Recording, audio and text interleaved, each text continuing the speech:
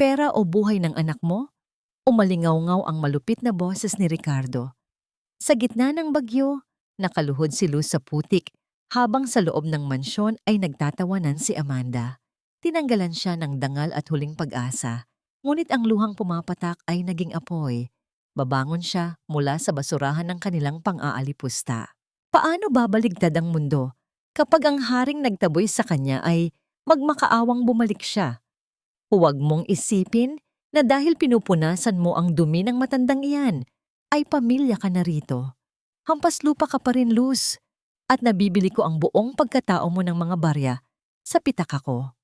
Unti-unting lumayo ang pagtingin sa pinanggagalingan ng malupit na boses at makikita si Luz Viminda na nakaluhod sa malamig na sahig na marmol. Hawak niya ang nanginginig at kulubot na kamay ni Doña Ines. Basang bimpo ang nasa kanyang palad. Maingat at punong-puno ng pagmamahal niyang nililinis ang bawat siwang ng mga daliri ng matanda, na tila ba isa itong marupok na kristal na takot siyang mabasag. Isang mapait na bukol ang bumara sa kanyang lalamunan. Naramdaman niya ang pangingimay ng kanyang mga binti, habang ang bimpo sa kanyang kamay ay halos pigain niya nga hanggang sa maputol ang mga hibla nito. Ang mga pamilyar na pader ng malapalasyong mansyon ay biglang tila mga matutulis na tinik na unti-unting kumikitil sa kanyang paghinga. Hanggang kailan niya kayang lunukin ang mga patalim ng pang-aalipusta bago tuluyang magdugo at mamatay ang kanyang nag-iisang pag-asa? Humakbang palapit si Amanda. Ang matulis na takong ng kanyang mamahaling sapatos ay walang awang bumaon sa isang maliit na litratong nahulog mula sa bulsa ni Luz. Litrato iyon ng kanyang 7 taong gulang na anak na babae, nakangiti sa kabila ng maputlang muka sa loob ng ospital. Sinubukan ni Luz na abutin ang gusot na papel, ngunit mas lalong diniinan ni Amanda ang kanyang pag-apak, kasabay ng isang nakakainsultong ngiti. Magsasalita sana si Luz upang magmakaawa na ibigay sa kanya ang litrato nang bumukas ang malaking pintuan. Pumasok si Ricardo, ang makisig ngunit walang pusong nagmamay-ari ng mansyon. Ang kanyang tindig ay kasing lamig ng hangin sa labas. Umikot ang mga mata ni Amanda at agad na nagbago ang anyo nito. Lumapit ito kay Ricardo at nagreklamo na hindi daw ginagawa ni Luz ang trabaho nito at sinasagot pa siya. Sa halip na alamin ang totoo, malamig na tumitig si Ricardo kay Luz. Sinabihan niya itong alamin ang kanyang lugar bilang isang hamak na tagapag-alaga at huwag magbigay ng dahilan para sumama ang pakiramdam ng kanyang nobya. Dahil binabayaran siya ng sapat para maging sunod-sunuran. Yumuko na lamang si Luz, pilit itinatago ang luhang nagbabadyang bumagsak. Inisip niya ang makina sa ospital na nagpapanatili sa tibok ng puso ng kanyang anak. Ang pangarap niyang mailigtas ang buhay ng bata, ang tanging nagbibigay sa kanya ng lakas. Dahil doon, handa siyang maging basahan sa bahay na ito.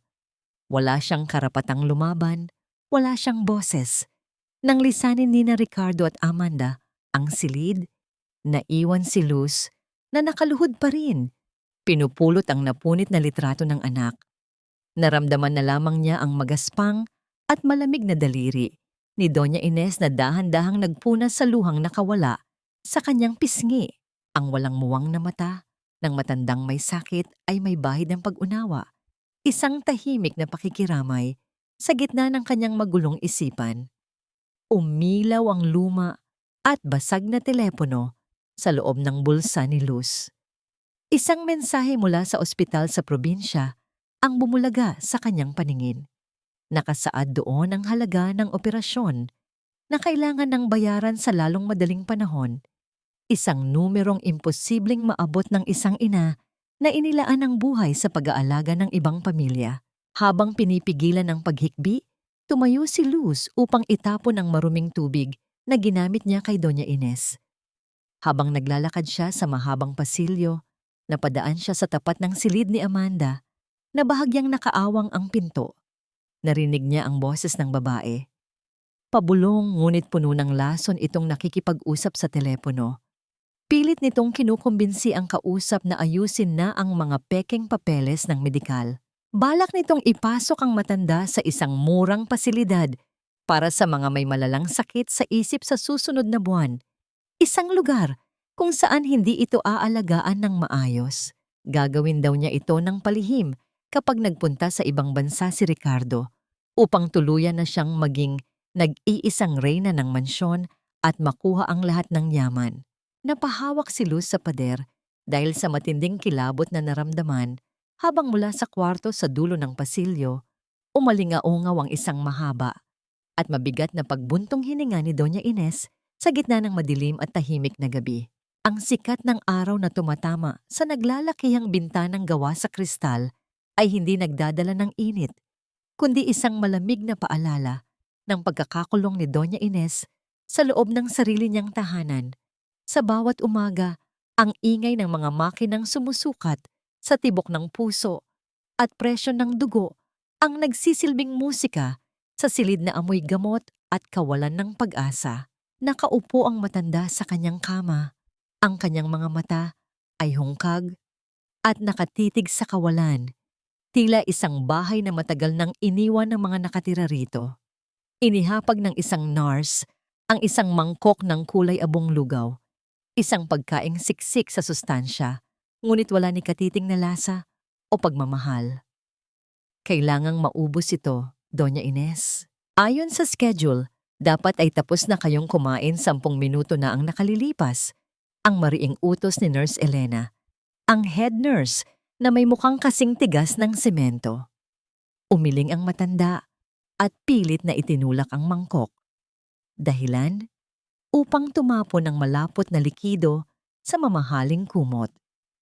Sa halip na magpakita ng awa, marahas na hinawakan ni Elena ang panga ng matanda upang pilit itong subuan. Ang katawan ni Doña Ines ay nagsimulang manginig sa takot. Ang kanyang paghinga ay naging mabilis at gulo-gulo, habang ang kanyang mga tuyot na labi ay naglalabas ng mahihinang ungol ng pagtutol na hindi pinapakinggan. Sandali lang po, Nurse Elena. Nasasaktan na po siya. Ang mabilis na paglapit ni Luz, na noon ay katatapos lang maglinis ng banyo. Hindi siya nag-atubili at dahan-dahang inilayo ang kamay ng nurse mula sa mukha ng matanda. Lumuhod si Luz sa harap ni Doña Ines. Kinuha ang isang malinis na tela at malumanay na pinunasan ang dumi sa mukha nito. Inilapit niya ang kanyang mukha sa matanda at bumulong ng mga salitang tanging puso lamang ang makakaunawa. Huminahon po kayo, Nay Ines. Nandito na po ako. Hindi po namin kayo sasaktan. Anong nangyayari rito? Bakit hindi pa nasusunod ang medical protocol para sa agahan? Ang boses ni Ricardo ay umalingaw-ngaw mula sa pintuan, tila isang hatol ng kamatayan sa katahimikan ng silid. Nakatayo siya roon. Ang kanyang mamahaling Amerikana ay walang kahit isang lukot, sumasalamin sa pagiging perpekto at kontrolado ng kanyang mundo. Agad na nagsumbong si Nurse Elena. Sinabing nakikialam si Luz sa kanyang tungkulin at ginagawang masyadong emosyonal ang pag-aalaga na hindi makakatulong sa kondisyon ng pasyente. Tumingin si Ricardo kay Luz ng may halong pandidiri at pagkayamot. Luz, hindi ko binabayaran ang ospital na ito sa loob ng bahay ko para lang gamitan mo ng mga pamahiin o emosyon ang nanay ko. Science and discipline ang kailangan niya, hindi ang drama mo.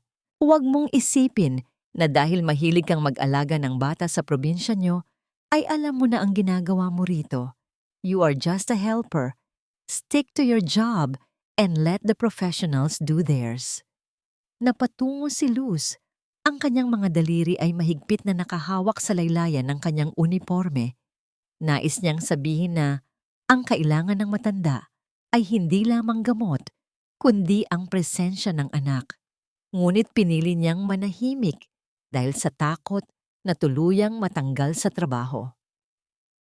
Nang lumabas si Ricardo kasunod ang head nurse, naiwan ang katahimikan na tila ba isang mabigat na kumot na nakadagan sa balikat ni Luz. Nanatili siyang nakaupo sa tabi ng kama, Dahan-dahang kinuha ang malamig na kamay ni Doña Ines at sinimulang soapuyin ang mga ugat nito. Ang bawat haplos niya ay may kasamang panalangin na sana ay maramdaman ng matanda na hindi siya nag-iisa sa gitna ng kristal na bilangguang ito. Habang naglilinis si Luz sa dulo ng kwarto, napansin niya ang bag ni Amanda na nakabukas sa ibabaw ng mesa sa sala, malapit sa pintuan ng silid ni Doña Ines. Mula rito ay bahagyang nakalawit ang isang maliit na bote ng gamot na walang label. Naalala ni Luz ang mga gabing tila sobrang himbing ng tulog ni Doña Ines na kahit anong gising niya ay hindi ito gumagalaw. Isang masamang kutob ang gumapang sa kanyang dibdib, ngunit bago pa man niya ito masiyasat ay narinig na niya ang papalapit na hakbang ng mga takong ni Amanda. Mabilis na bumalik si Luz sa tabi ng matanda. Sa isang hindi inaasahang pagkakataon, ang nanginginig na kamay ni Doña Ines ay biglang humawak nang mahigpit sa braso ni Luz. Ang kanyang mga mata, na kanina ay walang buhay, ay biglang nagkaroon ng kislap ng matinding pangungulila. Carding, Carding anak, ang mahinang tawag nito, isang pangalang puno ng pagmamahal na tila ba nagmula sa kailaliman ng kanyang nakalimutang alaala. Ang pangalang iyon, na tanging ang ina lamang ni Ricardo ang tumatawag sa kanya, ay paulit-ulit na bumulong sa hangin, habang ang kamay ng matanda ay ayaw bumitaw sa pagkakahawak kay Luz. Tila ba ito na ang huling tali na nag-uugnay sa kanya sa mundong ito. Ang bawat hakbang ni Luz sa madilim na kusina ay tila isang nakaw na sandali mula sa tadhana. Sa ilalim ng malabong ilaw ng refrigerator, dahan-dahan niyang inilabas ang isang supot ng pandesal na binili niya mula sa kanyang sariling maliit na baon. Ang amoy ng mainit na tinapay ay humahalo sa halimuyak ng bagong timplang barakong kape, isang kombinasyon na tila sumusuntok sa katahimikan ng mansyon na amoy disinfektante at mamahaling pabango. Alam ni Luz na bawal ito sa mahigpit na dieta ni Doña Ines, ngunit alam din ng kanyang puso na ang gutom ng matanda ay hindi para sa nutrisyon, kundi para sa isang piraso ng kanyang nakaraan. Maingat siyang pumasok sa silid ng matanda, sinisigurado na walang kahit anong tunog ang magmumula sa kanyang mga yapak. Nay Ines, gising po ba kayo? Ang pabulong niyang tawag habang inilalapag ang baso ng kape sa gilid ng kama. Ang matanda, na kanina ay nakatingin lang sa kisame, ay dahan-dahang bumaling sa kanya. Ang kanyang mga butas ng ilong ay bahagyang bumuka ng malanghap, ang pamilyar na amoy ng pandesal. Isang maliit na kislap ang dumaan sa kanyang mga mata, isang kislap na hindi kayang ibigay ng kahit anong bitamina o mamahaling suwero. Kinuha ni Luz ang isang piraso ng tinapay at dahan-dahang isinawsaw ito sa mainit na kape. Naalala niyo po ba ito? Sabi niyo po noong nakaraang gabi, ito ang paborito niyo tuwing umaga sa probinsya. Ani Luz, habang maingat na isinusubo ang malambot na tinapay sa matanda. Ang bawat nguya ni Doña Ines ay tila isang himala. Ang kanyang mga labi ay bahagyang kumulubot sa isang ngiti na kay tagal nang hindi na silayan sa silid na yon. Habang kumakain, nagsimulang humuni si Luz ng isang himig na pamilyar sa bawat inang Pilipino, ang saugoy ng duyan. Ang malambing na boses ni Luz ay parang isang mainit na yakap na bumabalot sa malamig na silid. Sana'y di nagmaliw ang dati kong araw, nang munti pang bata, sa piling ni nanay. Ang bawat salita ay may dalang bigat ng pangungulila. Biglang tumigil sa pagnguya si Doña Ines. Ang kanyang mga mata ay nagsimulang mapuno ng luha, at sa isang sandali ng ganap na katinuan, hinawakan niya ang pisngi ni Luz. Carding, ang aking munting Carding. Lagi siyang humihingi ng dagdag na pandesal. Ang paos niyang tinig ay tila nanggaling sa isang balon ng mga alaala na matagal nang natuyo. Ang imahe ng isang makapangyarihang CEO ay naglaho, at ang natira ay ang alaala ng isang batang paslit na mahilig sa pandesal at yakap ng kanyang ina. Sa labas ng silid, sa gitna ng madilim na pasilyo, nakatayo si Amanda, Nakahalukip-kip ang kanyang mga kamay habang ang kanyang mukha ay nababalot ng puot at inggit. Naririnig niya ang bawat nota ng kanta at ang mahinang tawanan sa loob. Para sa kanya, ang bawat ngiti ni Doña Ines ay isang banta sa kanyang plano. Ang bawat paggaling ng memorya ng matanda ay isang balakid sa kanyang pangarap na makuha ang lahat ng kayamanan ni Ricardo. Ang kanyang mga mata ay nanlilisik habang nakatingin sa siwang ng pinto. Tila isang ahas na naghihintay ng tamang pagkakataon upang iturok ang kanyang lason.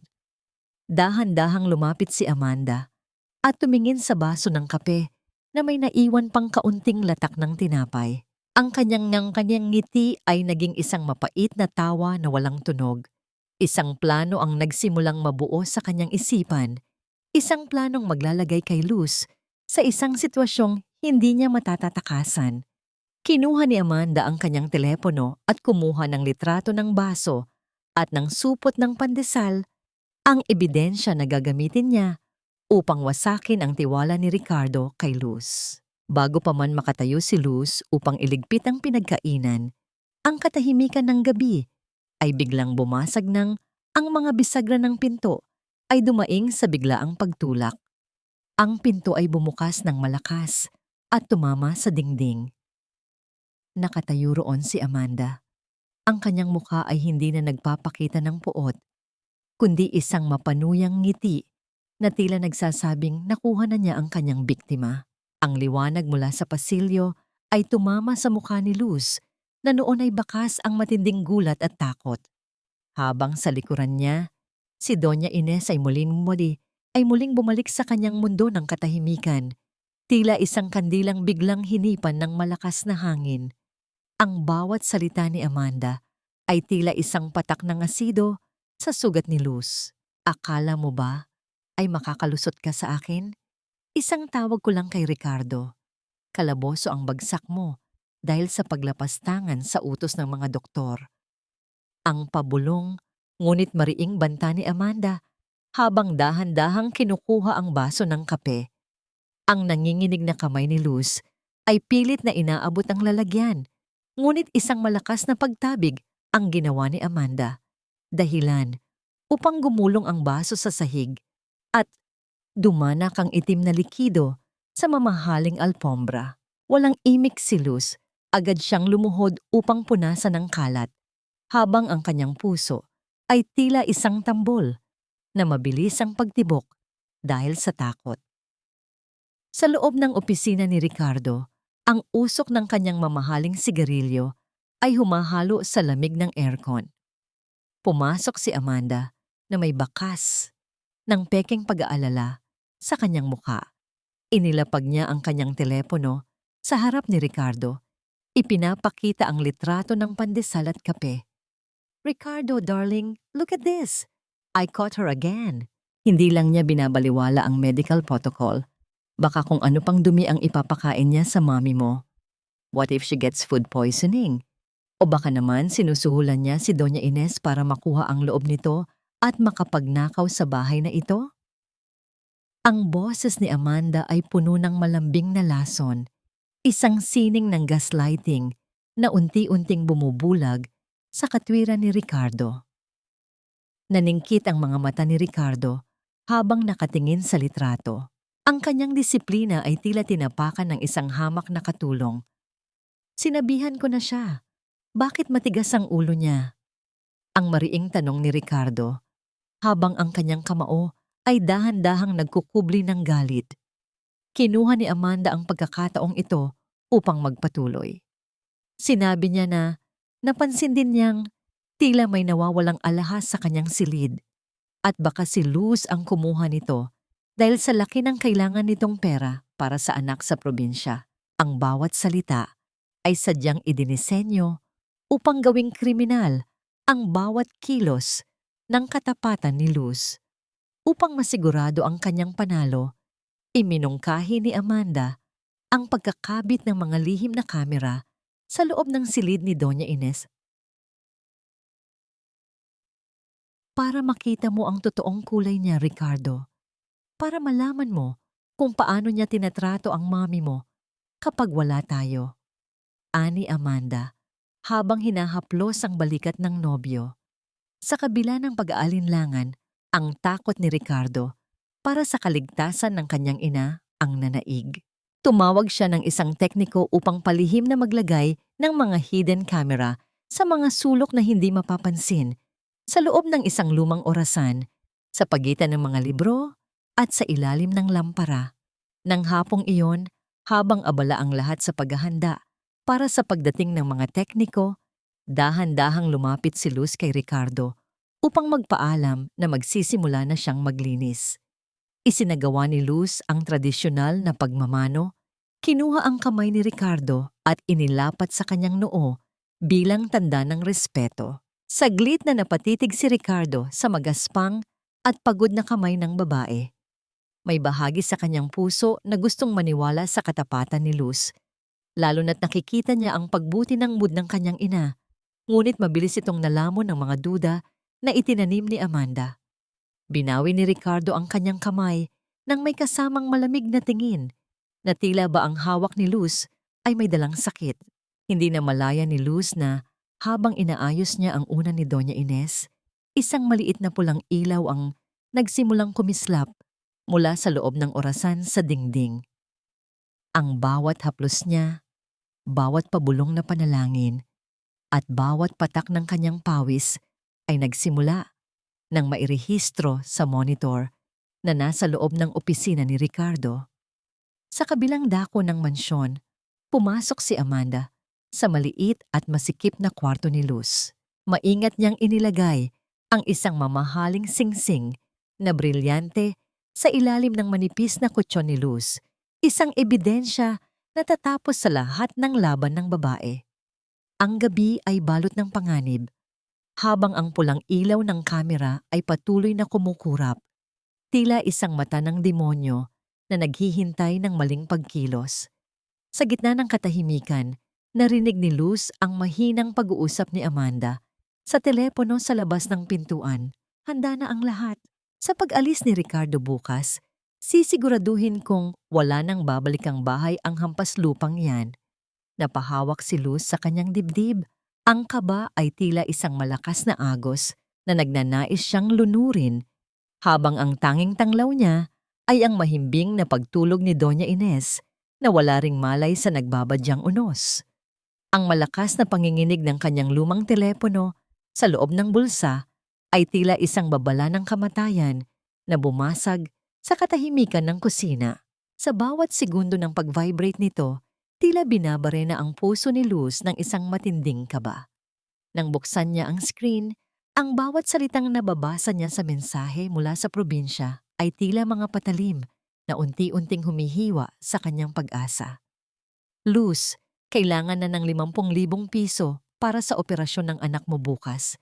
Kung hindi, baka hindi na siya umabot sa susunod na araw. Ang bawat titik ay malabo sa kanyang paningin dahil sa luhang mabilis na namuo, tila isang baha ng kawalang pag-asa na nagnanais siyang lunurin sa gitna ng marangyang mansyong ito. Mabilis na tumakbo si Luz sa kanyang maliit na kwarto at binuksan ang isang lumang lata ng biskwit kung saan niya itinatago ang kanyang mga naipon. Inilabas niya ang mga lukot-lukot na barya at ilang piraso ng papel na pera, ngunit kahit ilang beses niyang bilangin, hindi ito aabot sa kalingkingan ng kailangang halaga. Ang bawat sentimo ay tila nangungutya sa kanyang kahirapan. Sa gitna ng kanyang paghagulgol, niyakap ni Luz ang kanyang telepono nang mahigpit sa kanyang dibdib, ipinipikit ang kanyang mga mata at pilit na iniisip ang amoy ng buhok ng kanyang anak, na tila ba ang device na yon ang nag-iisang tulay upang mahawakan niya ang buhay ng batang nag-aagaw buhay sa malayo. Dahil sa desperasyon, tinuyo ni Luz ang kanyang mga mata at naglakad patungo sa opisina ni Ricardo. Ang bawat hakbang niya sa pasilyo ay tila paglakad sa ibabaw ng nagbabagang uling. Nakita niya si Ricardo na abala sa pagbabasa ng mga papeles. Ang kanyang mukha ay kasing tigas ng bato. "Sir Ricardo, pasensya na po sa istorbo."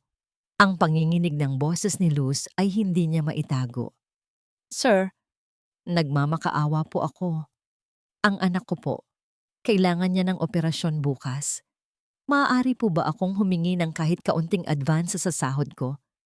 Kahit kalahati lang po, sir, para lang po mailigtas ang buhay niya. Hindi man lang nag-angat ng tingin si Ricardo mula sa kanyang binabasa. Ang tunog ng kanyang pagpirma sa papel ay tila bawat hiwa ng kutsilyo sa damdamin ni Luz. Luz, we had an agreement. I pay you on time, and you do your job. I am not a bank, and I don't mix my personal charity with my business rules. If I give you an advance, lahat ng katulong dito ay hihingi rin ng pabor. Ang malamig na sagot ni Ricardo na tila ba ang buhay ng isang bata ay isang simpleng entry lamang sa kanyang accounting books. Ang bawat salita niya ay punong-puno ng kawalang malasakit. Isang pader ng yelo na hinding-hindi matitibag ng kahit anong pakiusap. Sa ibabaw ng lamesa ni Ricardo, sa ilalim ng isang makapal na folder, ay may isang puting sobre na walang pangalan ng nagpadala. Hindi napansin ni Ricardo ang sobreng ito, isang lihim na mensahe na naglalaman ng mga madidilim na sikreto ni Amanda mula sa kanyang nakaraan sa ibang bansa. Ang mga utang niya, ang mga lalaking niloko niya, at ang tunog ng mga kasong kriminal na nakapangalan sa kanya. Ang sobreng yon ay tila isang bombang naghihintay lamang na sumabog. Ngunit sa sandaling iyon, ang atensyon ni Ricardo ay nakatuon lamang sa kanyang mga numero at sa pagpapaalis sa umiiyak na si Luz mula sa kanyang harapan. Lumuwas si Luz mula sa opisina na tila isang anino na nawalan ng kaluluwa. Sa dulo ng pasilyo, naghihintay si Amanda na may nakakalokong ngiti sa kanyang mga labi. Hinawakan niya ang braso ni Luz ng mahigpit. Ang kanyang mga kuko ay bumaon sa balat ng babae. Narinig ko ang lahat, Luz. Napakasakit, di ba? Ang mamatayan ng anak dahil sa kawalan ng pera. Ang bulong ni Amanda na tila isang ahas na nanunukso. Mayroon akong alok sa'yo. 50,000 piso cash. Ibibigay ko sa'yo ngayon din. Pero kailangan mong gawin ang isang bagay para sa akin. Nanlaki ang mga mata ni Luz sa pagitan ng takot at pag-asa. Ang halaga ng pera ay tila isang liwanag sa gitna ng kadiliman. Ngunit ang nangiti ni Amanda ay nagpapahiwatig ng isang masamang kapalit. Ang hangin sa paligid nila ay naging mabigat. Tila ba ang langit ay naghahanda para sa isang malakas na pagkulog. Anong kailangan kong gawin? Ang mahinang tanong ni Luz habang ang boses niya ay halos mawala na sa gitna ng matinding kaba. Tumingin si Amanda sa paligid at mas lalong inilapit ang kanyang mukha kay Luz. Ang kanyang mga mata ay nagniningning sa galak ng isang demonyong nakahanap ng biktima. Aalis ako papuntang Singapore bukas ng madaling araw. 1 linggo akong mawawala para sa pagsasanib ng aming kumpanya. Ang mariing anunsyo ni Ricardo habang marahas na isinasara ang kanyang mamahaling maleta. Ang tunog ng pagdausdos ng zipper ay tila isang hatol na nagtapos sa huling pagkakataon ni Luz na humingi ng tulong. Hindi man lang tumingin si Ricardo sa namumutlang mukha ni Luz na noon ay nakatayo sa gilid ng pinto. Hawak ang isang tumpok ng mga nilabhang damit. Para kay Ricardo, ang kanyang pag-alis ay isang mahalagang hakbang para sa kanyang kapangyarihan. Ngunit para kay Luz, ito ang simula ng isang impyernong wala siyang katiyakan kung malalampasan niya.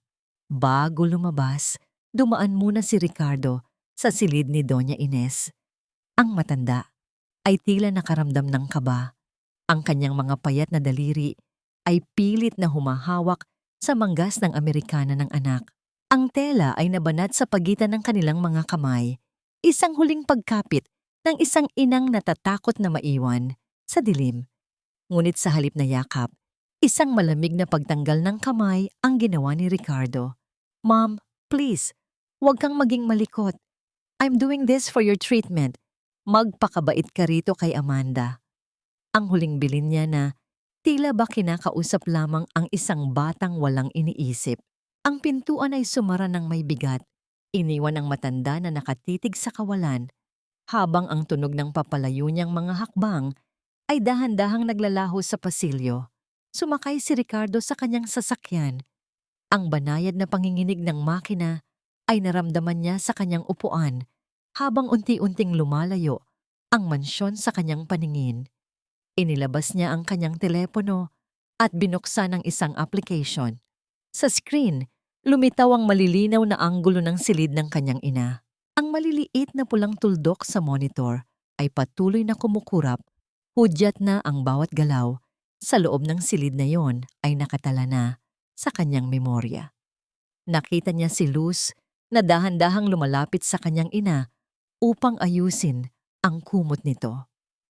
Sa kabila ng pagdududa, may bahagi ng kanyang isipan na nagnanais na sana ay magkamali si Amanda sa kanyang mga hinala.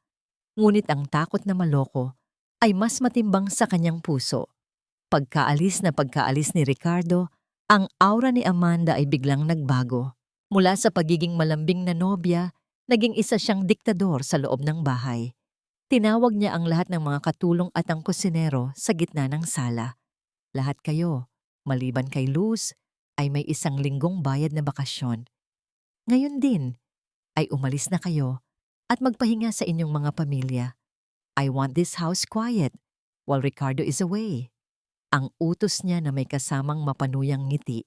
Ang mga katulong ay nagmadaling mag-impake, natutuwa sa hindi inaasahang biyaya nang hindi nalalaman ang panganib na iniwan nila sa likuran. Ang malaking mansyon ay dahan-dahang nabalot ng isang nakabibinging katahimikan. Ang bawat pagtiktak ng malaking orasan sa sala ay tila isang paalala ng bawat segundong dumadaan patungo sa kapahamakan. Ang mga anino ng mga puno sa labas ay tila mga mahahabang daliri na kumakapit sa mga bintana. Naiwan si Luz na nag-iisa sa malaking kusina. Ang kanyang balat ay tila kinikilabutan sa bawat hangin na dumaan. Alam niyang, sa mga sandaling iyon, siya at si Doña Ines ay nasa ilalim na ng ganap na kapangyarihan ng isang babaeng walang awa. Ang bawat sulok ng bahay na dati ay punong-puno ng karangyaan, ay tila naging mga dingding ng isang selda na unti-unting sumisikip. Gabi na nang muling marinig ni Luz ang mahinang pagdaing ng mga bisagra ng pinto sa itaas. Lumabas si Amanda mula sa kanyang silid, dala ang isang mangkok ng sarsa na may kakaibang kulay at amoy. Ang usok na nagmumula rito ay tila isang puting multo na sumasayaw sa hangin. Dala ang isang halimuyak na hindi pamilyar sa kusina. Ang mga mata ni Amanda ay nagniningning sa ilalim ng malamlam na ilaw ng pasilyo, tila isang mangangaso na sa wakas ay nahanap na ang kanyang biktima. Walang anumang emosyon sa kanyang mukha habang dahan-dahan siyang naglalakad patungo sa silid ni Doña Ines. Ang kanyang bawat hakbang ay tila isang ritual ng pagtatapos. Huminto si Amanda sa tapat ng pintuan ng matanda. Tiningnan niya ang hawak niyang mangkok at pagkatapos ay tumingin sa direksyon ng kusina kung saan naroon si Luz. Isang mapait at nakakatakot na ngiti ang gumuhit sa kanyang mga labi. Isang naman ngiting nagsasabing, wala nang balikang mangyayari. Ang kanyang kamay ay dahan-dahang humawak sa hawakan ng pinto. Pinihit ito ng walang ingay at pumasok sa loob ng silid kung saan ang tanging liwanag ay ang kislap ng mga mata ng isang matandang hindi alam na ang kanyang huling hantungan ay nagsisimula na sa gabing iyon. Wala ka ng silbi, matandang hukluban. Bakit hindi ka nalang mamatay para mapakinabangan ko na ang lahat ng ito nang wala ng istorbo? Ang boses ni Amanda ay kasing talim ng labaha. Bumasag sa katahimikan ng silid habang marahas niyang inagaw ang isang lumang litrato mula sa nanginginig na kamay ni Doña Ines. Ang litratong iyon, nakupas na ang kulay, ay nagpapakita ng isang batang Ricardo na masayang nakayakap sa kanyang ina. Sa bawat segundong pilit na binabawi ng matanda ang kanyang tanging alaala, mas lalong humihigpit ang hawak ni Amanda. Hanggang sa marinig, ang mahinang tunog ng pagkapunit ng papel, tila ba kasabay nito ang pagkapunit ng puso ng matanda. Nagsimulang humagulgol si Doña Ines. Ang kanyang mga mata ay puno ng takot at pagkalito. Ibigay mo ang aking anak. ang aking carding. Ang paos niyang pagsusumamo. Ngunit sa halip na awa, isang malakas na sampal ang dumapo sa pisngi ng matanda. Ang tunog ng palad na tumama sa tuyot na balat ay umalingaw-ngaw sa apat na sulok ng silid. Isang tunog na nagpatigil sa mundo ni Luz, na noon ay kapapasok pa lamang sa pinto. Nakita ni Luz ang pamumula ng mukha ni Doña Ines at ang pagtalsik ng ilang patak ng luha mula sa mga mata nito. Hindi na nag-isip pa si Luz. Sa isang iglap ay tumakbo siya at hinarang ang kanyang katawan sa pagitan ni Amanda at ng matanda. "Tama na po, Mama Amanda. Nagmamakaawa po ako. Huwag niyo siyang saktan." Yang sigaw ni Luz, habang mahigpit na niyayakap ang nanginginig na si Doña Ines. Ngunit ang galit ni Amanda ay tila isang apoy na mas lalong nag-alab. Nang makita ang katapangan ni Luz, kinuha ni Amanda ang mangkok ng sarsa na dala niya, na noon ay umuusok pa sa tindi ng init. Nang walang pag-aalinlangan, inihagis niya ang mainit na likido patungo sa direksyon ng matanda. Sa isang mabilis na pagkilos, tinalikuran ni Luz ang panganib at ginamit ang kanyang sariling likod bilang kalasag. Ang bawat patak ng mainit na sabaw ay tila mga kagat ng apoy na bumaon sa manipis na uniforme ni Luz, kumapit sa kanyang balat at nagdulot ng isang matinding hapdi na halos magpaitim sa kanyang paningin. Hindi tumigil si Amanda. Gamit ang kanyang mga kamay, sinimulan niyang saktan si Luz. Hinahampas ang balikat at likod nito habang patuloy na bumubuhos ang mga masasakit na salita. "Hampas lupa! Akala mo ba ay bayani ka rito? Isang basura ka lang na gaya ng matandang ito." Bulyaw ni Amanda. Mas lalong diniinan ni Luz ang kanyang pagkakayakap kay Doña Ines. Pilit na ibinabaon ang mukha ng matanda sa kanyang dibdib at tinatakpan ang mga tainga nito gamit ang kanyang mga palad. Ayaw niyang marinig ni Doña Ines ang mga lason na lumalabas sa bibig ng babaeng ito. Ang bawat hampas ay tinatanggap ni Luz nang walang reklamo. Tanging ang mahihina niyang ungol ng sakit ang maririnig sa gitna ng kaguluhan. "At ang anak mo? Ang batang yun na malapit ng mamatay?" Ang muling pag-atake ni Amanda. Sa pagkakataong ito ay sa pinakasensitibong bahagi ng puso ni Luz. "Malas ka, Luz. Malas kang ina. Kaya nagkakaganyan ang anak mo. Siguro ay mas mabuti pang mamatay na rin siya para hindi na lumaki na kasing hampas lupa mo." Ang mga salitang ito ay mas masakit pa kaysa sa paso ng mainit na sabaw sa kanyang likod. Ang puso ni Luz ay tila pinipiga ng isang dambuhalang kamay. Ang kanyang paghinga ay naging mababaw at puno ng pait. Ngunit sa kabila ng lahat, nanatili siyang matatag, tila isang puno na tumatanggap ng bawat hampas ng bagyo upang maprotektahan ang maliit na halamang nasa ilalim nito. Sa kabilang dako, sa loob ng isang madilim na silid sa kumpanya sa ibang bansa, ang screen ng laptop ni Ricardo ay patuloy na nagpapakita ng bawat detalye ng pangyayari. Ang maliliit na pulang ilaw ng kamera sa loob ng silid ni Doña Ines ay tahimik na nagsisilbing saksi sa kabayanihan at pagpapakasakit ni Luz. Ang bawat patak ng sarsa, ang bawat sampal, at ang bawat luhang dumadaloy sa mukha ni Luz ay malinaw na nakatala. Ngunit sa sandaling iyon, ang signal ay biglang naging magulo. Ang screen ay napuno ng mga linya ng static. Dahilan upang hindi makita ni Ricardo ang huling bahagi ng marahas na eksena. Unti-unting nawalan ng lakas si Luz. Unti-unting bumibigat ang kanyang pakiramdam, kasabay ng sakit na kumakalat sa kanyang likod, hanggang sa tila lamunin siya ng dilim. Bago siya tuluyang mawalan ng malay, nasilayan pa niya ang nangiti ni Amanda. Isang ngiting puno ng tagumpay at panlilinlang. Pagkaraan, si Amanda mismo ang kumamot sa sariling braso gamit ang kanyang mga kuko. Sa kabahagyang sinira ang kanyang mamahaling damit upang magmukhang siya ang nasaktan at kawawa sa sitwasyon. Sa gitna ng sahig, nakahiga ang walang malay na si Luz, habang yakap pa rin ang paa ni Doña Ines, habang ang matanda ay patuloy na humihikbi, tila isang bata na nawala sa gitna ng kagubatan. Ang tanging tunog na natira ay ang mahinang pag-ikot ng bentilador Sa kisame, tila isang saksi na walang magawa sa gitna ng kawalang katarungan. Ricardo, salamat at narito ka na. Muntik na kaming mapahamak ng mommy mo. Ang hysterical na boses ni Amanda ay tila isang matalim na sirena na bumasag sa katahimikan ng mansyon nang biglang bumukas ang malaking pintuan. Pumasok si Ricardo, ang kanyang mga mata ay puno ng pagtataka at pag-aalala. Dala ang kanyang maleta na tila ba isang mabigat na pasanin. Dahil sa masamang panahon, nakansela ang kanyang lipad at agad siyang bumalik. Hindi alam na ang kanyang madidatnan ay isang eksenang sadyang inihanda para sa kanyang paghuhukom. Nakita ni Ricardo si Amanda na nakaupo sa sahig. Ang kanyang buhok ay gulo-gulo at ang kanyang mamahaling bestido ay punit-punit. May mga sariwang kalmot sa kanyang braso na tila ba galing sa isang marahas na pakikipaglaban. Itinuro ni Amanda ang walang malay na si Luz na nakahandusay sa tabi ng kama ni Doña Ines. Sinubukan niyang saktan ng mami mo, Ricardo.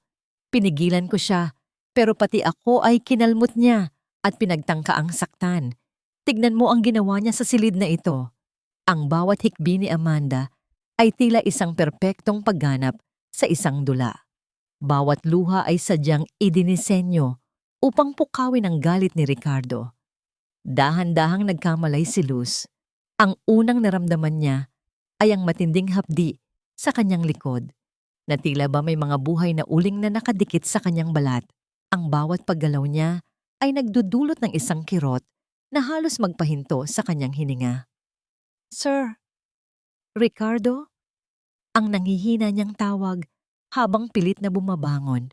Ngunit bago pa man siya makapagsalita, ang malamig na titig ni Ricardo ang sumalubong sa kanya. Isang titig na puno ng pagkamuhi at pagkabigo. Hindi nakita ni Ricardo ang paso sa likod ni Luz dahil nakatalikod ito sa kanya. Ang nakita lamang niya ay ang dumi sa sahig at ang sugatang si Amanda. Tumingin si Ricardo sa sulok ng silid kung saan naroon si Doña Ines. Ang matanda ay nakatago sa likod ng malaking cabinet, nakayakap sa kanyang mga tuhod at patuloy na nanginginig. Ang kanyang mga mata ay dilat na dilat sa takot, ngunit dahil sa tindi ng trauma, nawalan siya ng kakayahang magsalita. Para kay Ricardo, ang katahimikan at takot ng kanyang ina ay sapat ng ebidensya na may masamang ginawa si Luz. Luz, binigyan kita ng pagkakataon. Pinagkatiwalaan kita sa kabila ng babala ni Amanda.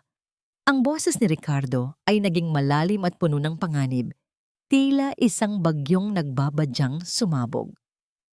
Sinubukang lumapit ni Luz, ang kanyang mga kamay ay nanginginig, habang pilit na inaabot ang laylayan ng Amerikana ni Ricardo. Sir, makinig po kayo. Hindi po totoo ang sinasabi niya. Iniligtas ko lang po si Nay Ines. Ngunit bago pa matapos ni Luz ang kanyang pangungusap, marahas na hinawi ni Ricardo ang kanyang kamay. Ang bawat salita ni Luz ay tila hangin lamang na dumadaan sa mga tainga ni Ricardo na nilason na ng mga kasinungalingan. Sa mga sandaling iyon, ang lahat ng kabutihang ginawa ni Luz ay nabaon sa ilalim ng mga ngiti ng tagumpay ni Amanda na nakakubli sa likod ng kanyang mga palad. Napansin ni Ricardo ang pamumula at ang ilang mantsa sa likod ng uniforme ni Luz, ngunit dahil sa tindi ng galit at sa manipulasyon ni Amanda, inakala niya itong dumi mula sa pakikipag-agawan ng pagkain. Ang kanyang katwiran ay tuluyan ng nilamon ng puot. Wala ka nang dapat ipaliwanag. Kitang-kita ng dalawa kong mata ang pinsalang ginawa mo sa pamilya ko. Ang mariing deklara ni Ricardo habang unti-unting lumalapit kay Luz. Ang hangin sa loob ng silid ay naging tuyot at mahirap lang hapin. Tila ba ang bawat segundo ay nagpapabigat sa hatol na ibibigay niya. Tumayo si Ricardo ng buong taas. Ang kanyang anino ay tumakip sa maliit na katawan ni Luz na nasa sahig. Ang kanyang mukha ay kasing tigas ng marmol. Walang kahit anong bakas ng awa para sa babaeng nag-alay ng sariling kaligtasan para sa kanyang ina. Dahan-dahan niyang itinaas ang kanyang kamay, ang kanyang mga ugat sa braso ay lumitaw sa tindi ng tensyon. Isang mabilis na paggalaw ng hangin ang naramdaman ni Luz bago ang lahat ay magdilim sa tindi ng emosyon. Isang malakas na tunog ng pagtama ang bumasag sa katahimikan. Isang tunog na magmamarka sa simula ng katapusan ng lahat ng ugnayan sa loob ng mansyong yon. Huwag mo akong hawakan ng maruming kamay mo, Luz. Hinding-hindi ko mapapatawad ang sarili ko na pinagkatiwalaan ko ang isang tulad mong mapagkunwari at mapanakit. Ang boses ni Ricardo ay parang isang hagupit ng latigo na tumama sa natitirang dignidad ni Luz. Ang kamay ni Ricardo na kanina ay nakataas ay hindi tumama sa mukha ni Luz, ngunit ang bawat salitang binitiwan niya ay mas masakit pa kaysa sa anumang pisikal na saktan. Ang bawat kataga ay tila isang matalim na pako na ibinabaon sa puso ng isang ina na ang tanging hangad ay mailigtas ang kanyang anak. Gumapang si Luz sa sahig, ang kanyang mga tuhod ay nanginginig at ang paso sa kanyang likod ay tila binubuhusan ng kumukulong tubig sa tindi ng hapdi. Sir, nagmamakaawa po ako. Sir Ricardo, ang hikbi ni Luz habang pilit na inaabot ang paanan ni Ricardo. Kahit wag niyo na po akong bayaran sa susunod na buwan. Kahit ipakulong niyo po ako pagkatapos nito, ibigay niyo lang po ang sahod ko para sa operasyon ng anak ko ngayon. Isang buhay po ang nakasalalay, sir. Isang batang walang malay. Ang kanyang mga luha ay bumabasa sa mamahaling sapatos ni Ricardo. Isang pagsusumamong nanggagaling sa pinakamalalim na bahagi ng kanyang kaluluwa. Ngunit si Ricardo, na ang puso ay tila naging isang matigas na bato dahil sa mga kasinungalingan ni Amanda, ay walang awang iwinaksi ang kamay ni Luz. Pera? Pagkatapos mong sakta ng mami ko at ang nobya ko, may gana ka pang humingi ng pera? Magnanakaw ka, Luz. Mapang-abuso ka. Bulyaw ni Ricardo. Sa likuran niya, nakatayo si Amanda.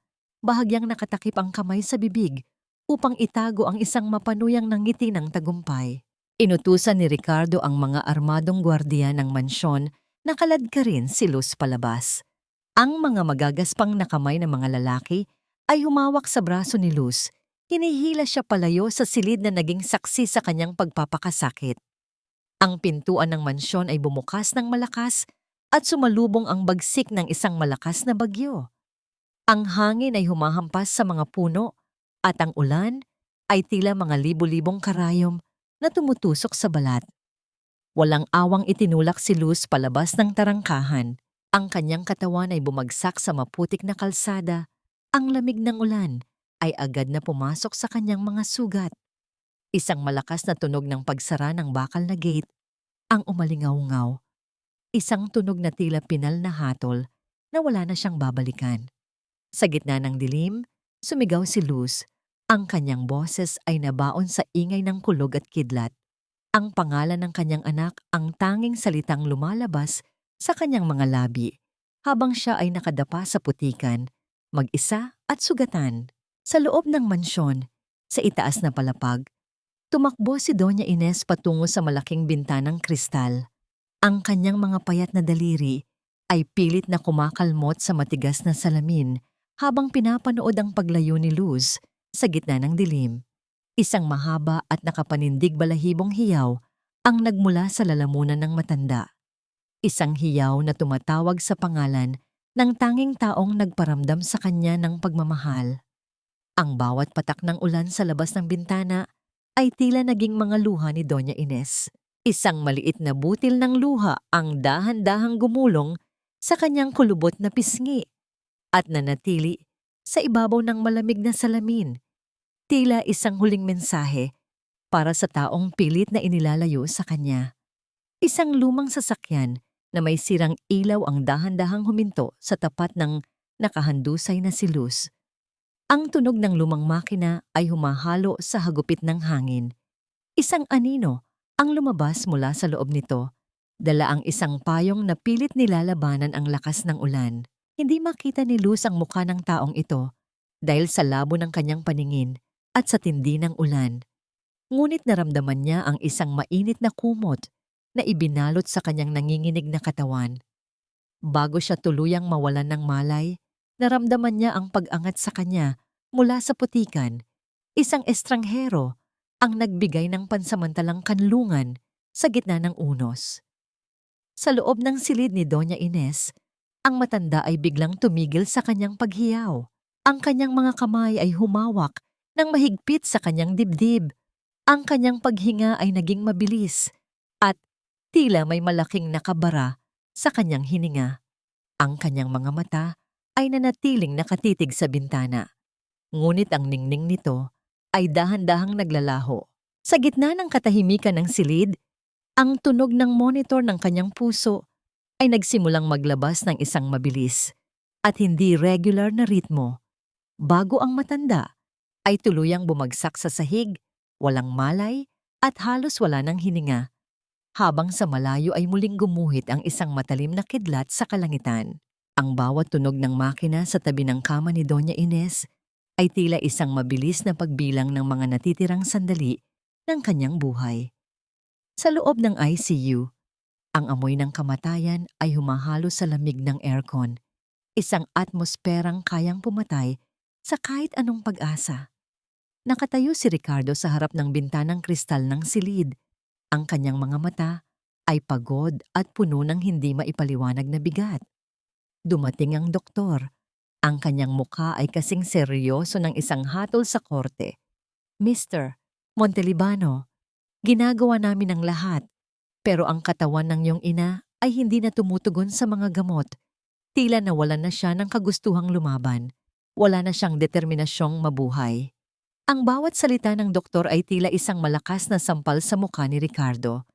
Hindi niya maintindihan kung paano ang isang matandang dati ay nagpapakita ng sigla sa piling ng isang katulong ay biglang naging isang malamig na katawan na tila naghihintay na lamang ng katapusan. Ang kanyang budhi ay nagsimulang kumulo. Isang pakiramdam ng pagdududa ang unti-unting gumagapang sa kanyang dibdib sa kabila ng paniniwalang tama ang kanyang ginawa. Napatingin siya sa kanyang mga kamay, ang mga kamay na ginamit niya upang itaboy ang tanging taong nagbigay ng kulay sa buhay ng kanyang ina. Sa kabilang dako ng mahabang pasilyo, nakaupo si Amanda sa isang plastik na upuan. Ang kanyang mukha ay nakabaon sa kanyang mga palad. Ang kanyang mga balikat ay nanginginig sa tindi ng pag-iyak. Ngunit sa likod ng kanyang mga daliri, ang kanyang mga mata ay rasyonal at malamig. Tila isang kalkuladong negosyante na tinitignan ang pagbaba ng stocks. Walang kahit isang luha ang pumapatak mula sa kanyang mga mata. Ang bawat hikbi niya ay isang perpektong sining ng panlilinlang. Para sa kanya, ang bawat sandaling lumilipas ay isang hakbang patungo sa ganap na pagmamay-ari ng lahat ng naiwan ni Ricardo. Naupo si Ricardo sa tabi ni Amanda, ngunit ang kanyang isipan ay lumilipad patungo sa mga alaala ng nakaraang linggo. Naalala niya ang malambing na tinig ni Luz habang kumakanta at ang pagtawag ng kanyang ina sa pangalang Carding ng may halong kagalakan. Isang matinding panghihinayang ang bumara sa kanyang lalamunan. Nanginginig ang kanyang mga daliri habang hawak niya ang isang lumang jacket ni Luz na naiwan sa likod ng pinto ng mansyon sa tindi ng pagmamadali nitong mailigtas ang sarili. Ang tela ng jacket ay magaspang at amoy pawis, ngunit para kay Ricardo, ito ang nag-iisang bagay na nagpapaalala sa kanya na may isang taong nagmalasakit nang higit pa sa inaasahan sa kanyang pamilya. Dahil sa tindi ng galit na nararamdaman pa rin niya kay Luz, at sa pagnanais na tuluyan na itong mabulok sa kulungan, binuksan ni Ricardo ang kanyang laptop sa gitna ng malamig na pasilyo ng ospital. Gusto niyang mahanap ang matibay na ebidensya ng pananakit ni Luz upang maisampa na ang kaso. "Tatuturan ko ang katotohanan ng Amanda. Sisiguraduhin kong pagbabayaran ng babaeng yon ang lahat ng ginawa niya sa mami ko." Ang mariing bulong ni Ricardo habang inilalagay ang password sa security system ng mga hidden camera. Ang bawat pagtipa niya sa keyboard ay tila isang tunog ng paparating na hatol. Napansin ni Ricardo na may isang tumpok ng mga video file na tila may sira. May 5 minutong nawawala Sa gitna ng bawat record, tila may sadyang nag-edit o nagbura nito. Ang kanyang kuryosidad ay mas lalong nag-alab. Sa tulong ng kanyang kaalaman sa teknolohiya, sinubukan niyang i-recover ang mga nawawalang bahagi. Ang katahimikan sa pasilyo ng ospital ay naging mas nakakabingi habang ang loading bar sa screen ay dahan-dahang napupuno. Nararamdaman ni Ricardo ang mabilis na pagtibok ng kanyang puso.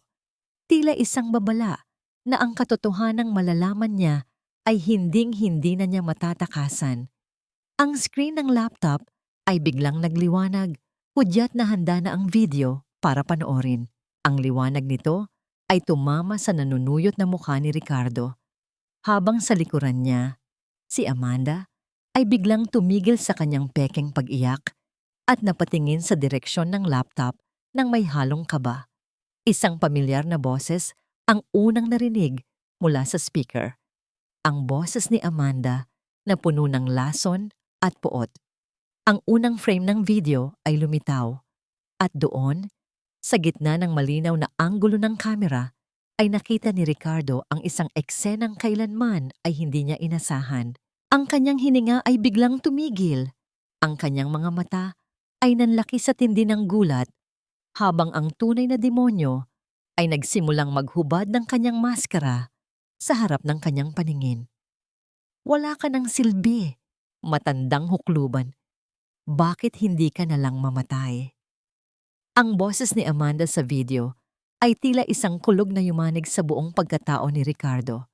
Sa loob ng tahimik na pasilyo ng ospital, ang bawat salitang lumalabas sa speaker ng laptop ay tila mga lason na direktang tumatama sa kanyang pandinig. Nakita ni Ricardo sa malinaw na anggulo ng kamera kung paano sinampal ni Amanda ang kanyang ina. Ang tunog ng palad na tumama sa tuyot na pisngi ni Doña Ines ay umalingaw-ngaw sa kanyang isipan. Isang tunog na mas masakit pa kaysa sa anumang sugat na natamo niya sa buong buhay niya. Hindi makahinga si Ricardo habang pinapanood ang sumunod na tagpo. Nakita niya si Luz, ang babaeng tinawag niyang magnanakaw at mapagkunwari, na mabilis na tumakbo at yinakap ang kanyang ina. Nakita niya ang pagbuhos ni Amanda ng mainit na sarsaya. At ang marahas na pagtalikod ni Luz upang saluhin ang lahat ng init. Ang usok na nagmula sa likod ni Luz at ang kanyang tahimik na pag-ungol sa sakit ay tila ba nararamdaman din ni Ricardo sa kanyang sariling balat.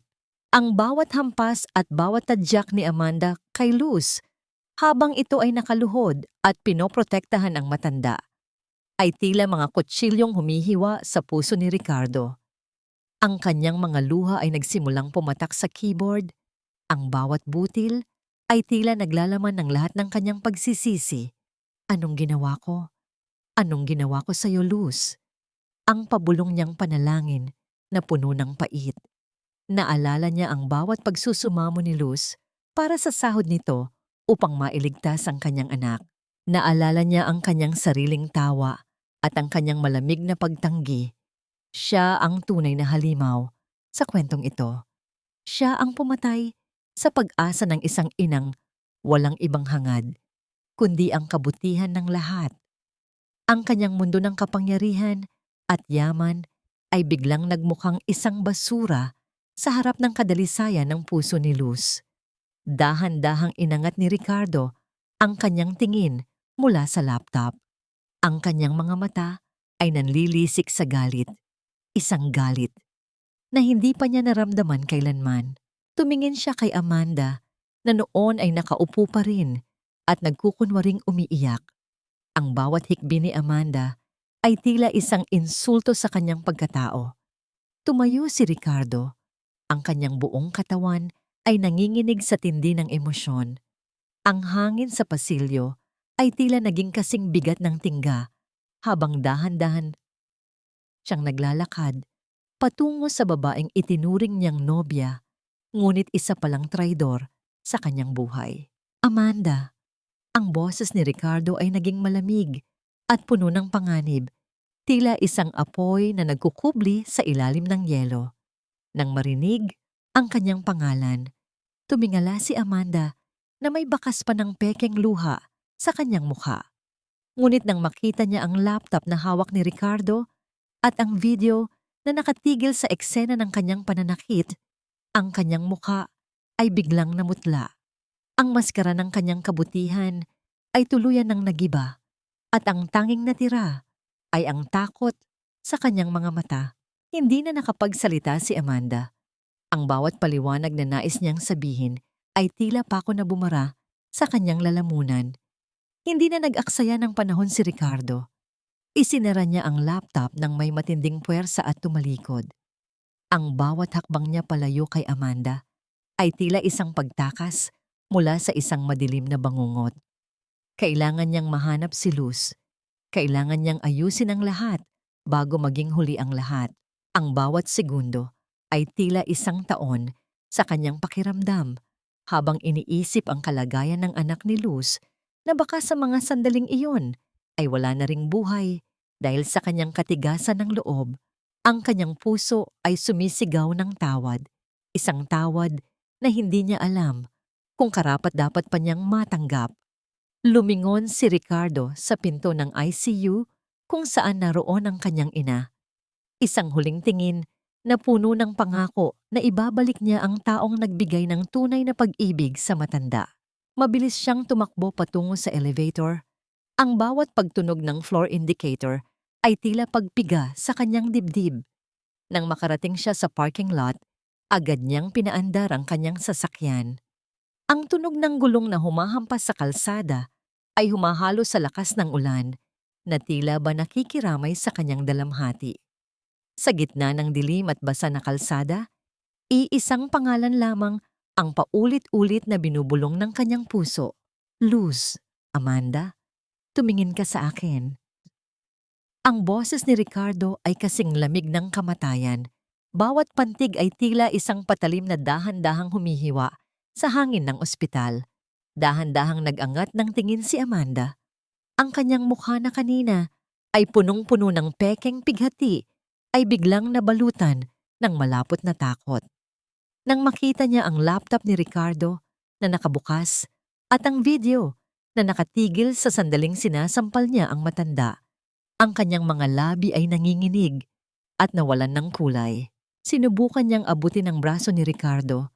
Ang kanyang mga daliri ay tila mga kuko ng kuting na naghahanap ng kakapitan. Ricardo, darling, let me explain. Nagkamali ka lang ng nakita. Stress lang ako noon at si Luz. Si Luz ang nagsimula ng lahat. Pinagtanggol ko lang ang sarili ko. Ang boses ni Amanda ay naging matinis at desperado.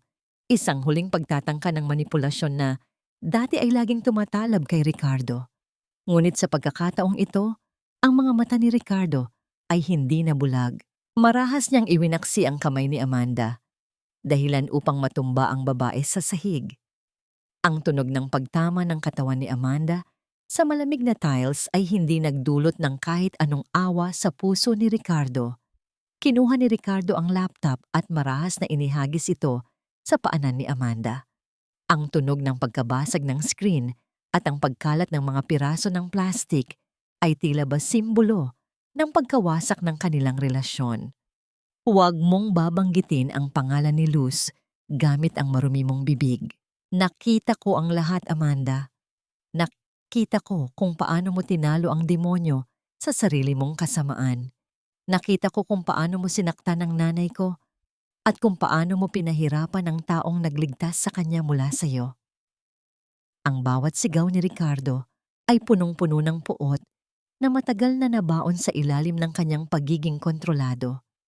Hindi na nakasagot si Amanda. Sa halip, nagsimula siyang humagulgol ng tunay, ngunit hindi dahil sa pagsisisi, kundi dahil sa takot na mawala ang lahat ng karangyaan at kapangyarihang pinakaingatan niya.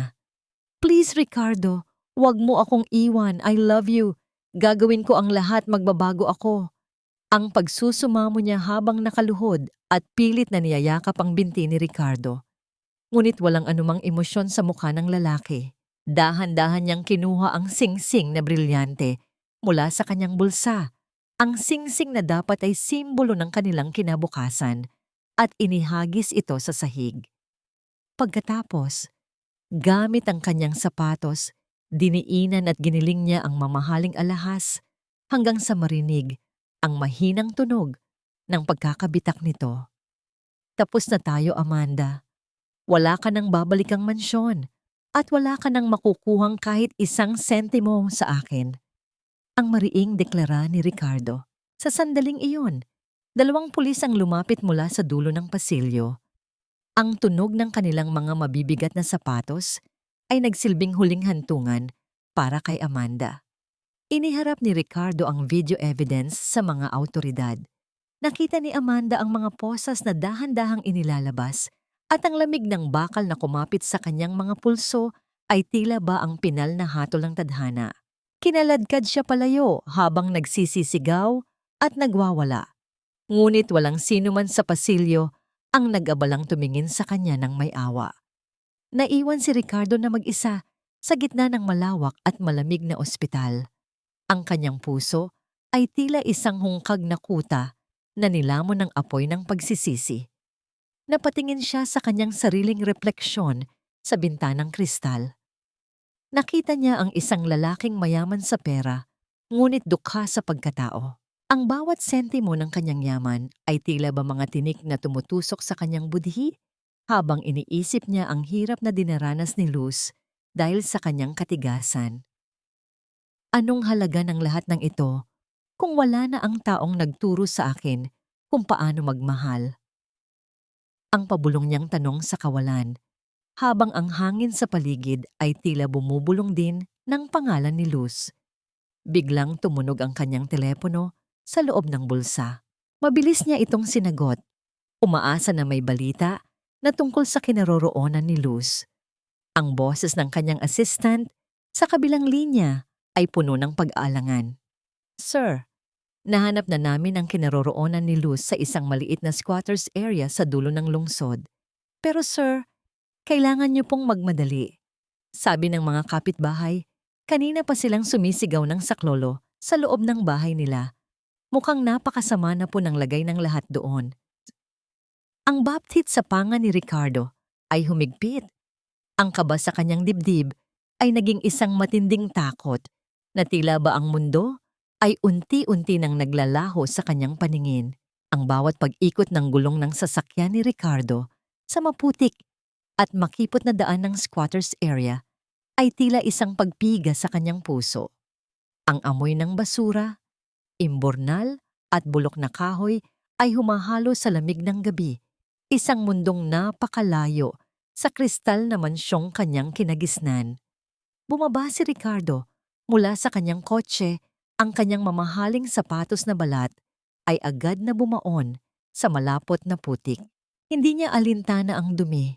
Ang tanging nakikita niya ay ang maliliit at siksik na dampa na gawa sa tagpi-tagping yero at sako. Ang bawat hakbang niya ay tila isang paglalakbay sa impyernong siya mismo ang lumikha para kay Luz. Huminto siya sa harap ng isang barong-barong na halos tumatagilid na sa hina.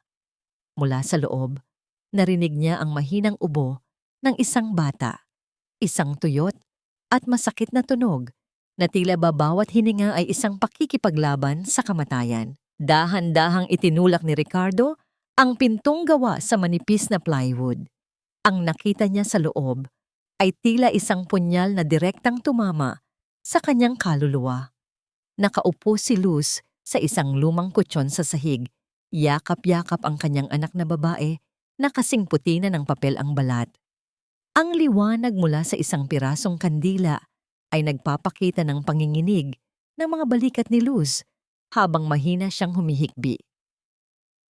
Luz. Ang pabulong na tawag ni Ricardo, ang kanyang boses ay nanginginig sa tindi ng emosyon. Nang marinig ang kanyang tinig, biglang napaangat ng tingin si Luz. Ang kanyang mga mata, na dati ay puno ng kabaitan, ay naging matalas at puno ng depensa. Mabilis niyang mas lalong niyakap ang kanyang anak, tila ba si Ricardo ay isang halimaw na muling magtatangka sa kanilang buhay. Anong ginagawa niyo rito, Sir Ricardo? Hindi pa ba sapat ang ginawa niyo? Wala na kaming kinuha sa inyo. Umalis na kayo. Ang sigaw ni Luz na may kasamang pait at galit. Hindi nakasagot si Ricardo. Sa halip, dahan-dahan siyang lumuhod sa maruming sahig na gawa sa lupa. Ang kanyang mamahaling Amerikana ay dumikit sa alikabok, ngunit hindi niya ito pinansin. Luz, nakita ko na ang lahat. Nakita ko ang ginawa ni Amanda. At nakita ko ang ginawa mo para sa mami ko. Patawarin mo ako. Napakababa kong tao para hindi makita ang katotohanan. Ang pakiusap ni Ricardo habang ang kanyang mga luha ay nagsimulang pumatak at humalo sa dumi ng sahig.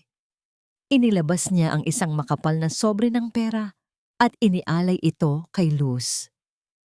Heto, kunin mo ito. Iligtas natin ang anak mo. May ambulansya sa labas. Dadalhin natin siya sa pinakamagaling na ospital. Ngunit sa halip na abutin ng pera, tiningnan lamang ito ni Luz nang may pandidiri. Akala niyo ba, lahat ng bagay ay mabibili niyo ng pera?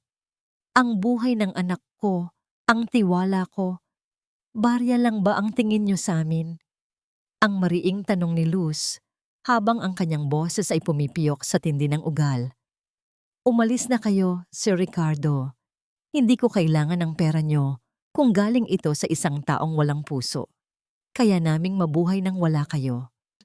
Ang bawat salita ni Luz ay tila isang sampal na gumigising kay Ricardo sa katotohanang ang sugat na ginawa niya ay hindi basta-basta mapapagaling ng yaman.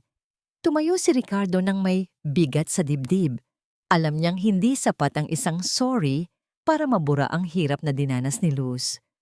Bago siya lumabas, nakita niya ang isang maliit na tsinelas ng bata sa tapat ng pinto. Isang tsinelas na putol na ang kway at sadyang pinagtagpi na lamang ng alambre.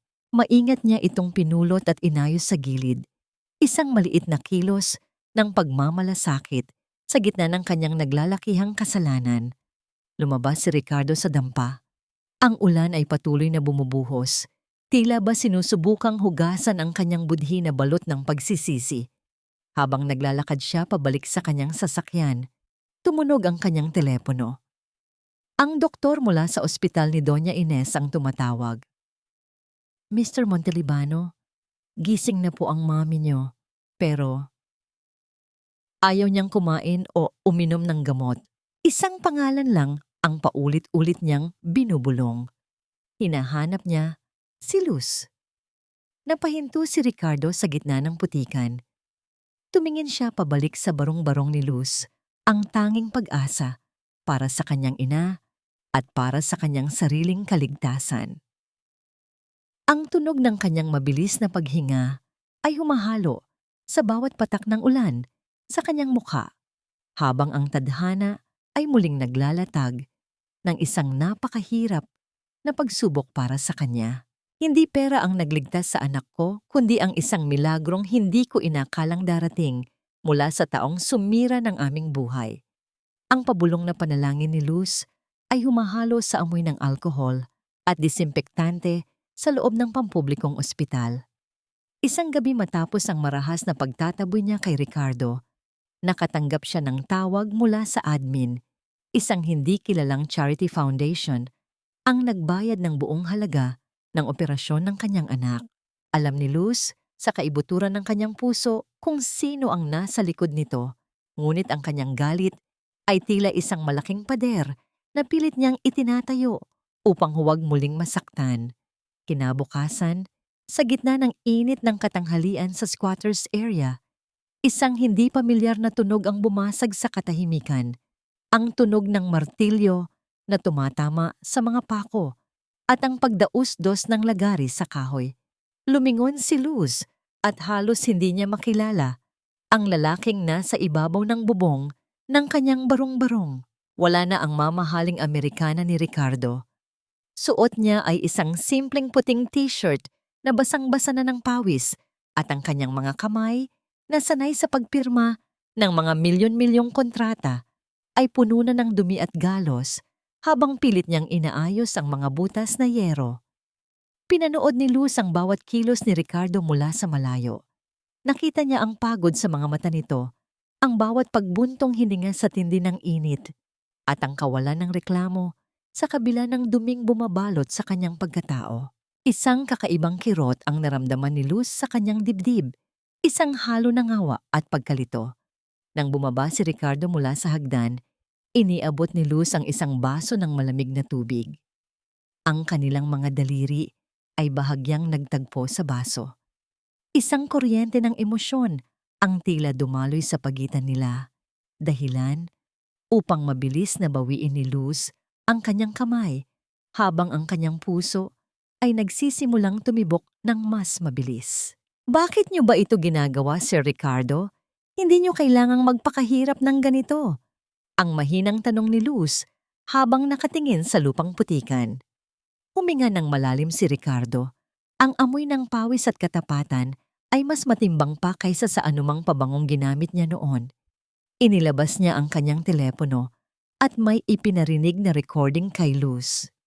Ang boses ni Doña Ines, mahina, paos at puno ng pangungulila, ay umalingaw-ngaw sa hangin. Luz! Asan si Luz? Carding, hanapin mo siya. Kailangan ko siya. Ang bawat salita ng matanda ay tila isang malambot na daliring humahaplos sa puso ni Luz. Unti-unting binabakbak ang pader ng kanyang puot. Sa isang bihirang sandali ng kahinaan, dahan-dahang lumapit si Ricardo kay Luz. Ang distansya sa pagitan nila ay naging napakaliit, sapat na upang maramdaman ni Luz ang init ng hininga ni Ricardo sa kanyang noo. Luz, hindi ko na hinihiling na patawarin mo ako agad, pero nagmamakaawa ako. Para sa mami ko, ikaw lang ang buhay niya ngayon. At kung pahihintulutan mo ako, gusto kong patunayan sa iyo na kaya kong maging lalaking karapat-dapat sa pagtitiwala mo. Ang boses ni Ricardo ay naging malat sa tindi ng emosyon.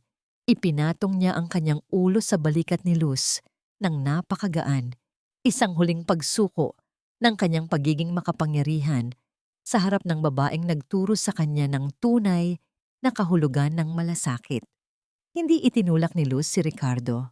Sa halip, hinayaan niyang manatili ang katahimikan sa pagitan nila, habang ang anino ng kanilang mga katawan ay nag-iisa sa ilalim ng papalubog na araw. Ang bawat tibok ng puso ay tila isang pangako ng paghilom, ngunit sa gitna ng mapayapang sandaling iyon, biglang tumunog ng malakas ang telepono ni Ricardo. Ang tunog ng mabilis na pag-vibrate nito ay tila isang babala. Sir Ricardo, Sir, bumalik na kayo rito. Ang mami niyo. Bumagsak ang kanyang vital signs. Hindi na siya makahinga ng maayos. Ang boses ng nurse sa kabilang linya ay puno ng takot. Tila isang kulog na muling nagnanais na wasakin ang kapayapaang kabubuo pa lamang. Agad na napaigtad si Luz, ang takot para kay Doña Ines ay mas nanaig kaysa sa anumang alinlangan. Dalin niyo ako sa kanya, Ricardo. Ngayon din. Ang mariing utos ni Luz habang ang kanyang mga mata ay nagniningning sa determinasyon. Mabilis silang tumakbo patungo sa sasakyan. Ang tunog ng humaharurot na makina ay sumabay sa bilis ng kanilang mga hininga. Sa loob ng sasakyan, mahigpit na hinawakan ni Luz ang kamay ni Ricardo, isang tahimik na suporta sa gitna ng nagbabadyang trahedya. Habang papalapit sila sa ospital, ang bawat ilaw ng kalsada ay tila isang mabilis na pagdaan ng mga alaala, habang ang tanong kung abot pa sila sa huling hininga ng matanda ay nananatiling nakasabit sa hangin. Ang bawat hakbang ni Luz sa loob ng silid ng ICU ay tila paglakad sa isang banal na dambana kung saan ang buhay at kamatayan ay nagtatagpo. Ang amoy ng disinfektante ay tila naglaho nang madama niya ang pamilyar na lamig ng silid, ngunit sa pagkakataong ito, may dalang init ang kanyang pagdating. Nakahiga si Doña Ines, ang kanyang muka ay kasing puti ng mga kumot na bumabalot sa kanya, at ang kanyang paghinga ay mababaw, tila isang kandilang unti-unti nang nauubusan ng mitya. Ang ritmo ng monitor sa tabi ng kama ay naglalabas ng mabilis at hindi regular na tunog, isang babala na ang oras ay mabilis na lumilipas. Nay Ines, nandito na po ako. Huwag po kayong bibitiw. Ang pabulong na pagsusumamo ni Luz habang dahan-dahang hinahawakan ang nanginginig na kamay ng matanda. Sa paglapit ng kanyang mukha, dahan-dahang iminulat ni Doña Ines ang kanyang mga mata. Ang kalabuan ng kanyang paningin ay tila nahawi ng makilala ang boses na nagbigay sa kanya ng awit sa gitna ng kadiliman. Isang butil ng luha ang dahan-dahang gumulong mula sa gilid ng mata ng matanda. Bumabasa sa tuyot niyang pisngi habang ang kanyang mga labi ay bahagyang gumalaw upang bumuo ng isang ngiti na puno ng kapayapaan. Isinagawa ni Luz ang ngitok ng pagmamano. Kinuha niya ang payat at kulubot na kamay ni Doña Ines at buong pagmamahal na inilapat ito sa kanyang noo. Ang init ng balat ng matanda ay tila isang basbas na nagpatawad sa lahat ng sakit na pinagdaanan nila. Sa sandaling iyon, dahan-dahang itinaas ni Doña Ines ang kanyang kabilang kamay at marahang hinaplos ang buhok ni Luz, isang kilos ng pag-aaruga na tila ba si Luz ang tunay niyang anak. Ang bawat haplos ay may dalang pangako na ang lahat ng sugat ay dahan-dahan ng maghihilom. Sa likuran nila, nakatayo si Ricardo. Ang kanyang mga mata ay nagniningning sa tindi ng luha. Nakita niya ang eksenang kailanman ay hindi mabibili ng kanyang bilyon-bilyong ari-arian. Ang dalisay na pag-ibig sa pagitan ng dalawang kaluluwang pinag-isa ng tadhana. Ang kanyang puso ay tila isang yelong unti-unting natutunaw sa ilalim ng sikat ng araw. Lumapit siya at lumuhod sa gilid ng kama, hinawakan ang kabilang kamay ng kanyang ina. "Mom, I'm so sorry. Patawarin mo ako sa lahat ng pagkukulang ko." Ang hikbi ni Ricardo na hindi na niya napigilan. Ang kanyang boses ay naging paos at puno ng pagsisisi. Isang pag-amin ng kanyang pagkakamali sa harap ng tanging babaeng nagmahal sa kanya ng walang kapalit. Inilabas ni Luz ang isang maliit na lalagyan mula sa kanyang bag. Isang piraso ng mainit na pandesal na isinawsaw sa kape. Ang tanging pagkaing nagpabalik sa alaala ni Doña Ines. Dahan-dahang isinuob ni Luz ang malambot na tinapay sa matanda. Ang bawat nguya ni Doña Ines ay tila isang hakbang pabalik sa buhay. "Salamat, Luz. Salamat, anak." Ang paos at mahinang boses ng matanda na tila isang himig ng tagumpay sa gitna ng labanan. Ang bawat salita ay may dalang bigat ng pasasalamat na bumasag sa huling pader ng puot sa puso ni Ricardo. Sa isang hindi inaasahang pagkilos, kinuha ni Doña Ines ang kamay ni Luz at dahan-dahang inilagay ito sa ibabaw ng kamay ni Ricardo. Ang pagdadaiti ng kanilang mga palad ay tila isang pinal na pagbubuklod, isang tahimik na pagpapatawad na nagmula sa puso ng isang ina. Tumingin si Ricardo kay Luz. Ang kanyang mga mata ay nagsasabing handa siyang baguhin ang lahat. "Luz, gagawin kong tunay na tahanan ng mansyong yon. Wala ng mga bawal, wala ng mga pader. Magkasama nating aalagaan si Mommy at ang anak mo. Magiging pamilya tayong lahat." Ang pangako ni Ricardo na may kasamang mahigpit na pisil sa kamay ni Luz. Ang sikat ng araw sa madaling araw ay nagsimulang sumilip sa bintana ng ICU, nagbibigay ng gintong liwanag sa 3 taong magkayakap sa gitna ng silid. Ang tunog ng monitor ay naging matatag at regular, isang ritmo ng bagong simula. Ang natufale ay tuluyan ng naglaho, at ang natira ay ang malayang pag-ibig na walang hinihintay na kapalit. Sa gitna ng katahimikan ng ospital, ang tanging maririnig ay ang mahinahon nilang mga paghinga at ang pangako ng isang bukas na puno ng liwanag at pag-asa.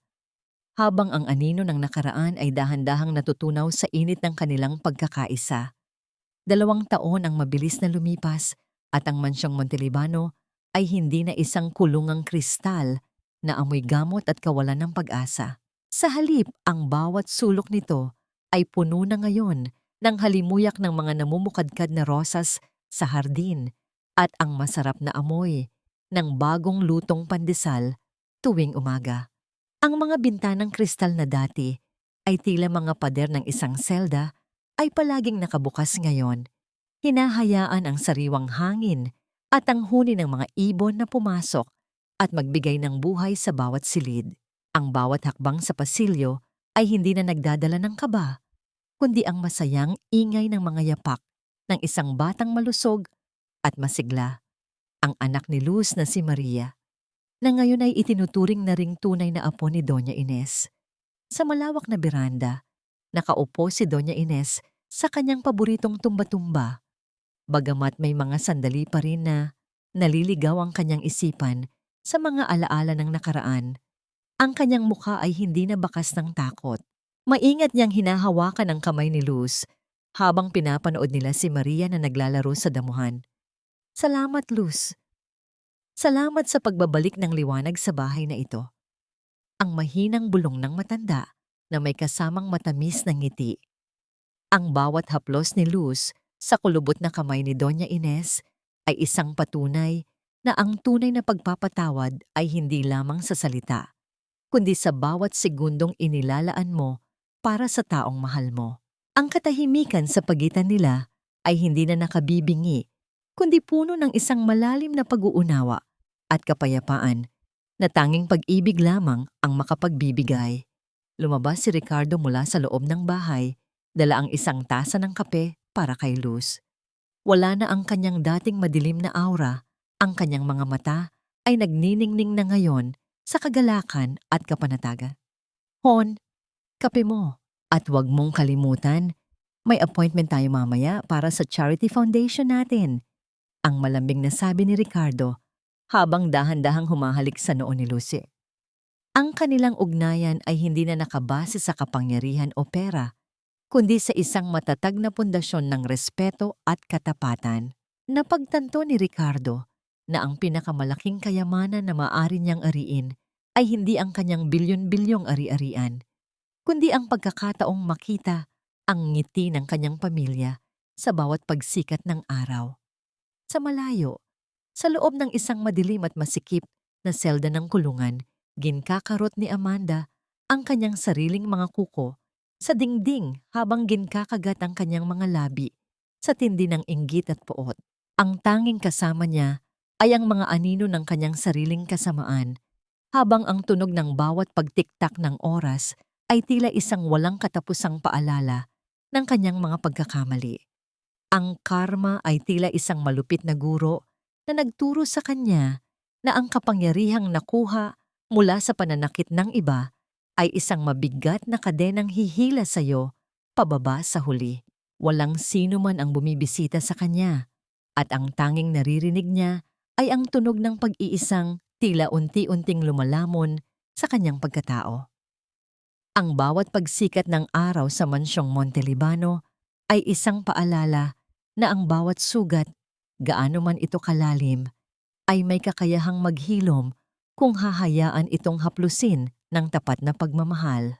Natutunan ni Ricardo na ang pagiging isang anak ay hindi sinusukat sa dami ng mga medical protocol, kundi sa dami ng mga sandaling naroon ka upang hawakan ang kamay ng iyong magulang. Natutunan naman ni Luz na ang kanyang kahirapan ay hindi naging hadlang upang maging isang bayani sa mata ng iba. Ang kanilang kwento ay isang patotoo na ang pag-asa ay tila isang maliit na buto na kayang tumubo sa gitna ng semento, basta't may dilig ng malasakit at init ng pag-unawa. Habang lumulubog ang araw at nagkukulay kahelang kalangitan, magkakasamang nakatayo ang pamilya sa harap ng kanilang tahanan. Ang bawat isa sa kanila ay nakatagpo na ng kanilang sariling binyen, isang katahimikang hindi na kailangang ipaliwanag. Ang aral na iniwan ng kanilang paglalakbay ay mananatili sa puso ng bawat nakarinig, na ang tunay na yaman ay hindi nakatago sa mga vault ng bangko, kundi sa mga yakap na nagpaparamdam na ikaw ay mahalaga at sa bawat sakripisyong ginagawa para sa ikabubuti ng iba. Sa huli, ang pagmamahal ang naging pinakamabisang gamot na nagpagaling hindi lamang sa karamdaman ni Doña Ines, kundi maging sa mga pusong dati ay balot ng yelo at puot.